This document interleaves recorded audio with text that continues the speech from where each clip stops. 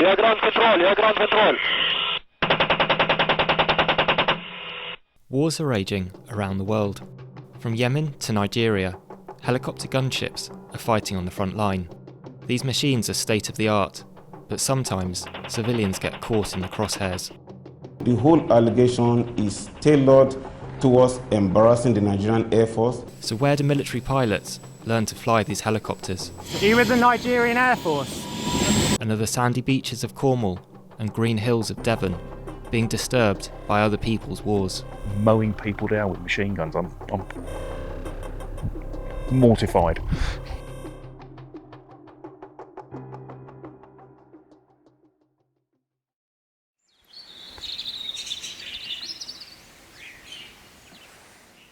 The southwest of England is famous for farming and wildlife, but villagers in Devon say their peaceful way of life is being disturbed.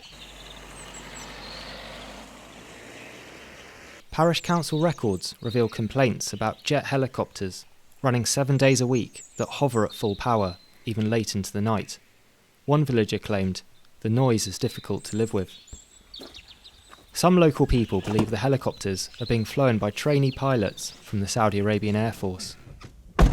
John Tremaine is a parish councillor and local businessman. Just about to come up to the airport turn now. He's taking me to see Eaglescott Airfield, a small grassy runway which has become the centre of local anger. Feelings are running so high that one night a driver tried to blind a helicopter crew with headlights as they landed. That helicopter actually belonged to the popular Devon Air Ambulance, which is also based at Eaglescott. John, could you tell us what it's been like for local people living in this very tranquil part of the world? Noisy, I think, is the best description. These are military machines. They're not like the sort of whisper quiet air ambulance that flits around very discreetly. They're big, they're noisy, they're flying low.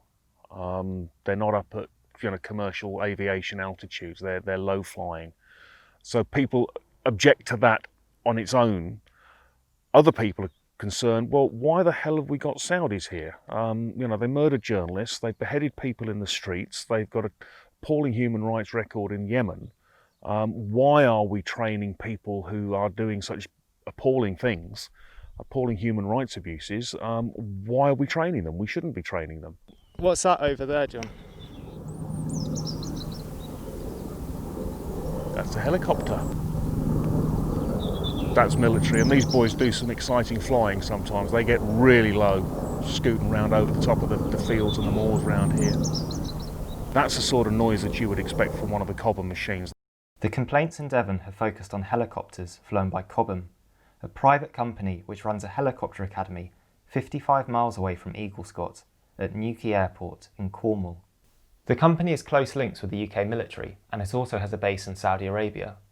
It's previously taught the Saudi Air Force how to fly fixed-wing aircraft, but it's not clear who it's teaching in Newquay. The Academy is a venture that's been running here for about 2 years now, and it's grown out of a previous training activity that we used to do for the UK MOD. And we set up an academy here down in Newquay, where we can deliver the entire spectrum based on the UK military flying training structure, but modified to suit customers' needs.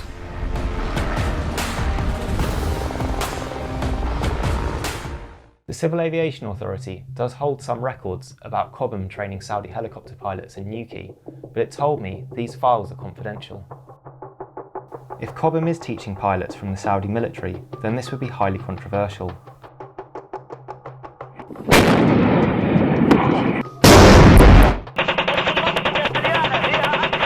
For the last 5 years, Saudi Arabia has led a war in Yemen, which has become the world's worst humanitarian catastrophe. Saudi aircraft, including helicopters, are accused of launching indiscriminate attacks on civilians. A helicopter flown by the Saudi-led coalition reportedly killed dozens of refugees when it opened fire on a boat in 2017. Human Rights Watch says this could have been a war crime. My emails to Cobham asking for a tour of the helicopter academy went unanswered, so I decided to drive there myself to see what I could find. So I'm coming up to the Aero Hub now, which is where I think Cobham Helicopter Academy is based inside.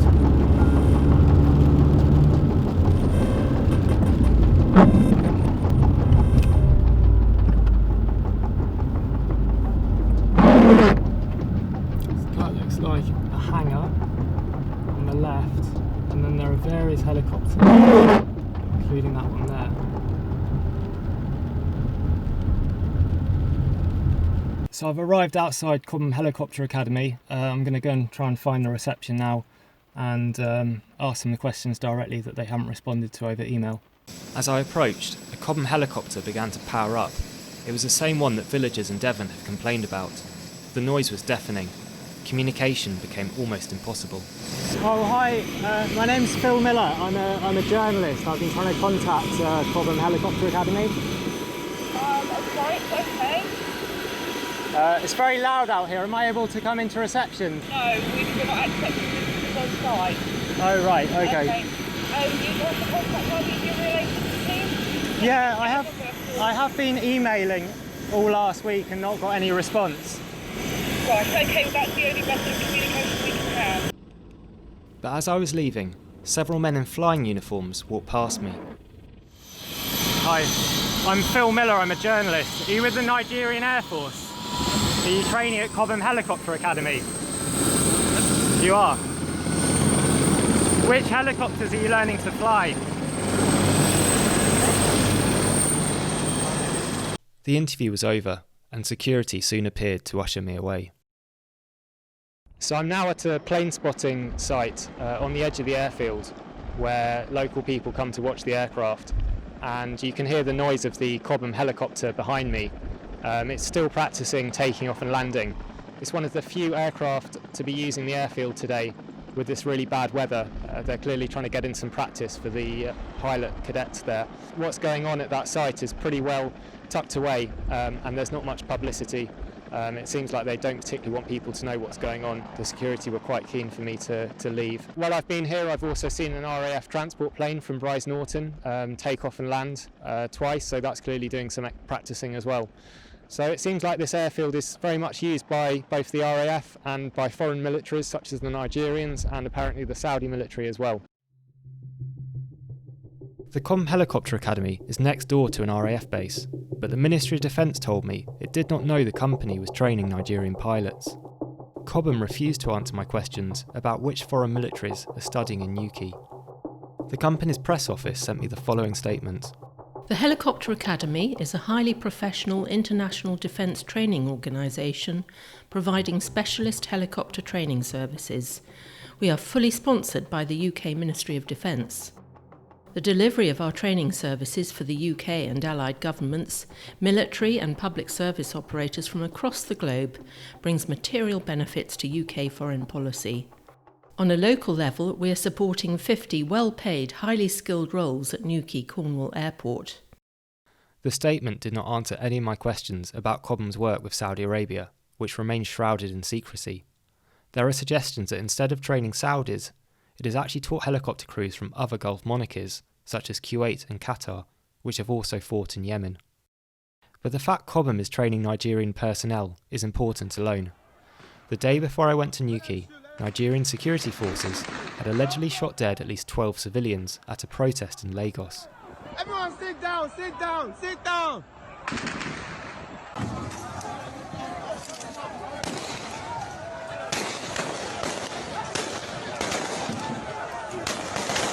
This incident follows years of complaints that the Nigerian military has committed human rights abuses in its long war against the Boko Haram terrorist group in northern Nigeria. To win the war, Nigeria's military has invested heavily in air power. We are hoping to induct 4 more helicopters. Gunships, we have 2 gunships that are coming in. In 2017, the Nigerian Air Force brought a pair of Bell 412s, the same type of helicopter I saw in Newquay. The machines were fitted with pod guns and infrared sensors to help them locate and kill the insurgents. But the air war has not always gone to plan. Now, going to West Africa, Amnesty International says the Nigeria Air Force killed at least 35 people in attacks on villages in the northeastern state of Adamawa in December. In a report released on Tuesday, Amnesty alleges residents of the villages described being fired upon by a fighter jet and military helicopters. They attempted to flee.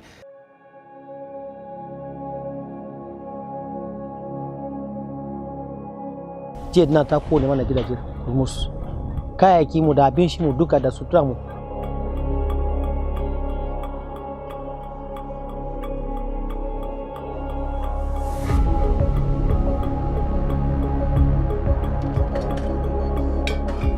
How can government fight its people, innocent soul, innocent human beings? The Nigerian Air Force has denied the allegations. The whole allegation is tailored towards embarrassing the Nigerian Air Force and by extension, the government and the good people of Nigeria. The Nigerian Air Force, under these circumstances, should be seen as a heroic organization, and unfortunately, Amnesty International is trying to vilify the service. Throughout the war with Boko Haram, the UK has provided military training to Nigeria. Declassified has found that last year, Nigerian personnel attended 37 different military training courses in the UK. These included sessions on imagery analysis, intelligence, and troop insertion. Britain also has 8 soldiers on loan to the Nigerian Army, including a liaison officer from the 77th Brigade, a secretive psychological warfare unit. However, the Cobham helicopter training does not appear on any of the official documents we've obtained from the Ministry of Defence, because it's being delivered by a private company, which is exempt from freedom of information laws. I asked John Tremaine how he felt about Cobham training the Nigerian Air Force to fly helicopters that were flying over Eaglescott. I'm just appalled if we're training people for that kind of flying that they're going to be trying to deal with civilian, mowing down civilians with these very high rate of fire electrically operated pod guns. That's just appalling. We should have no involvement with that and be boycotting, sanctioning whatever anybody who does have any involvement with that. It's mowing people down with machine guns. I'm mortified. The UK government sees things differently. At the start of the pandemic, defence contractors were quickly awarded key worker status. Meanwhile, John's barbecue business took a heavy hit and he's had to find other work. How do you feel hearing that the helicopter instructors at Cobham Helicopter Academy are designated as key workers?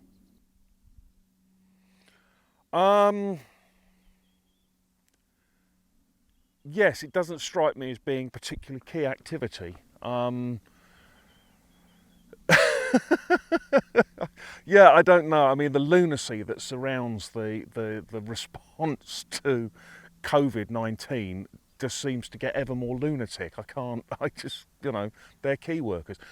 I suppose I was a key worker because I loaded animal feed into the back of people's cars. I suspect that was actually more use than a helicopter instructor, but there you go. Yes, I find myself amused.